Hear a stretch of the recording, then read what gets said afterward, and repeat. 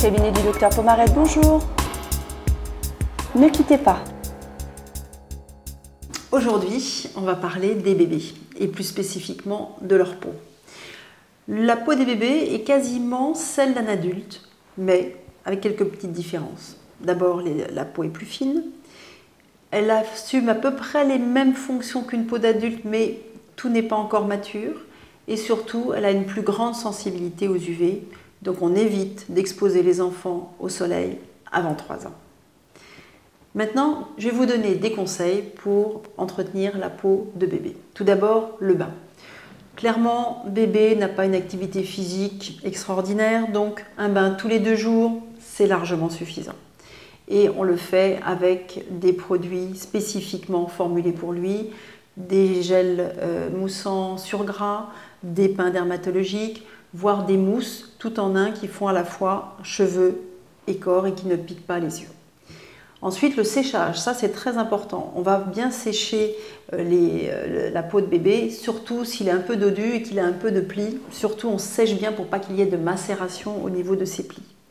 Et puis après, il y a l'hydratation. Est-ce qu'on est obligé de mettre de la crème sur la peau de bébé tous les jours? Non. Si le bébé présente une peau très sèche, oui bien sûr. Si ce n'est pas le cas, on n'est pas obligé. Et surtout, si je sais que le fait de masser avec des huiles, etc. est un phénomène de mode assez répandu, attention. On ne met pas n'importe quoi. On a vu que la peau de bébé était très fine. Par conséquent, on ne met pas n'importe quelle huile.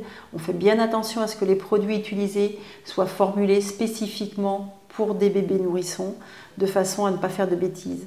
Les produits pénètrent plus facilement dans la peau de bébé. Ensuite, au niveau du visage. Eh bien, au niveau du visage, on va nettoyer avec une eau micellaire, une solution nettoyante, voire même une lingette. Et surtout, là encore, on sèche bien avec un Kleenex après avoir nettoyé. En ce qui concerne les ongles, eh bien, souvent on vous dit de ne pas les couper. Bien sûr qu'on peut couper les ongles, il peut se griffer d'ailleurs si l'on ne le fait pas. Il existe des coupe-ongles spécifiques qui permettent justement en toute sécurité de couper les ongles de bébé. Enfin, un phénomène qui est quand même très fréquent, c'est d'une part le problème de l'érythème fessier. Les couches favorisent la macération et aussi bien sûr la publication de micro-organismes. Donc ça représente quand même l'érythème fessier 30 à 50% de cas chez les enfants entre 6 mois et 12 mois. Donc on peut l'éviter en ayant des changes qui soient très réguliers bien sûr, très fréquents, en nettoyant à chaque change la peau de bébé, en appliquant, en séchant bien les fesses et aussi en appliquant des crèmes dites des crèmes barrières. En fait, ces crèmes barrières, elles vont à la fois hydrater la peau des fesses, mais en même temps, elles vont isoler les fesses de ces micro-organismes qui peuvent être irritants et provoquer l'érythème. Enfin, autre problème qui est souvent fréquent chez les bébés, c'est les croûtes de lait. Les croûtes de lait, eh bien, c'est l'excès de sébum du cuir chevelu qui est colonisé par une petite levure, un micro-organisme, et qui provoque cette desquamation.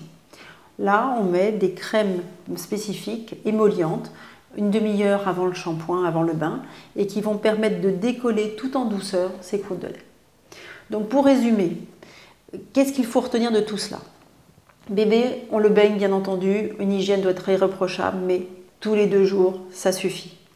On fait très attention aux produits hydratants ou aux huiles qu'on applique sur le corps de bébé. La peau de bébé est fine et tout pénètre plus facilement.